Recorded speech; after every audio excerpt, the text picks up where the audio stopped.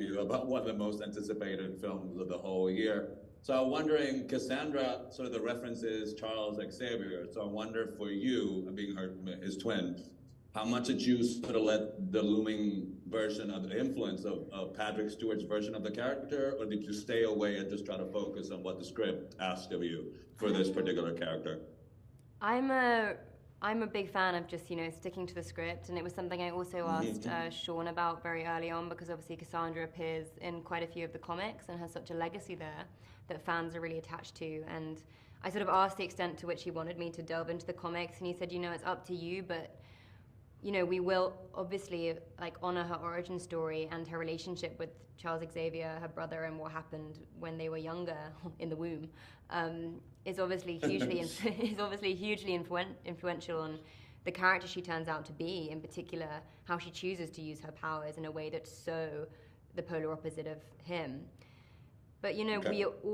He really wanted to give me freedom, and for us all to have freedom to create the best Cassandra for this story and bring her to life in our own way. And so I had a lot of freedom there.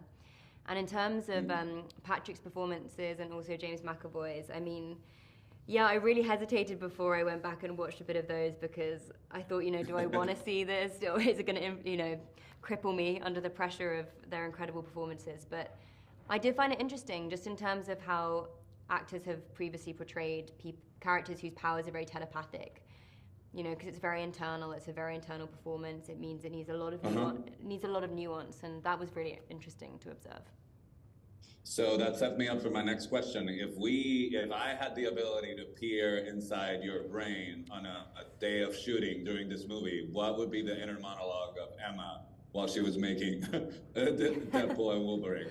God, what a great question. I'm normally just sort of waiting for lunch, but apart from that, I guess, Ryan and Sean create this amazing environment on set where obviously everyone is working with the script and staying faithful to the script, but after we do a few takes of that, there's so much room to play.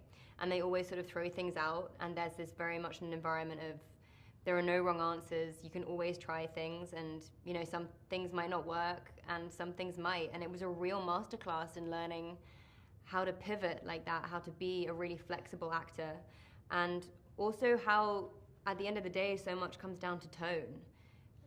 Cassandra can't be... I really started the film thinking that my character had to be funny because Deadpool was funny. And I learned very quickly that actually for Deadpool's jokes to work and land, my character needed to be the straight guy. As serious as possible. Yeah. And also, she's funny by virtue of just being a complete oddball and a bit of a freak. So, she's got that going for her anyway. So it was really interesting.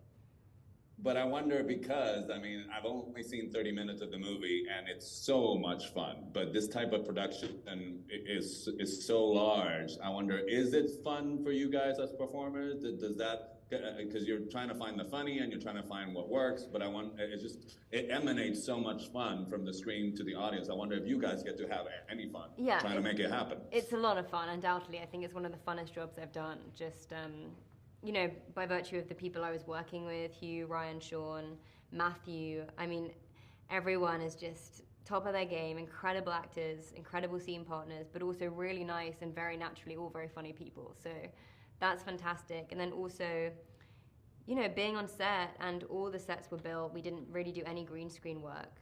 So that was like being in a massive playground, and I found that so much fun. So yeah, literally ticks across the board for that question.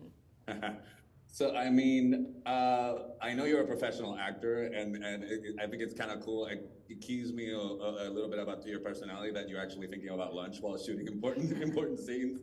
But I wonder, because I'm a geek, I'm geeking out right now, the fact that I'm getting to talk to you about this. So I wonder, when you are sort of standing next to Hugh Jackman, does that happen? Do you have to sort of bring yourself down because you're actually sharing space with somebody who you've seen on screen and in that particular character? Yeah, definitely. I think in those moments when I'm not thinking about lunch, I'm very much, it was completely overwhelming initially, because, Hugh Jackman, Ryan Reynolds, these are actors that are so good at what they do. And also they've been playing these characters for so many years, and they're the only people who've ever played these characters. And it means that these performances are so deep into their bones, and they're such grounded, very real performances, even when they're doing the most absurd scenes. And it's really a masterclass, and it's such an honor to watch. And you'll see in the film that Cassandra and Wolverine, by virtue of their sort of mutual connection to Professor X, have some quite emotional scenes together. And I've got to say, like, sometimes I really had to remind myself that I had lines that I was actually in the scene, because I was just completely mesmerized by Hugh as Wolverine. It's really breathtaking, and you're right, you just do end up geeking out a bit about it. It's incredible. All right, so my time is up. It's been a pleasure talking to you. Thank you so much. Have a great day, okay?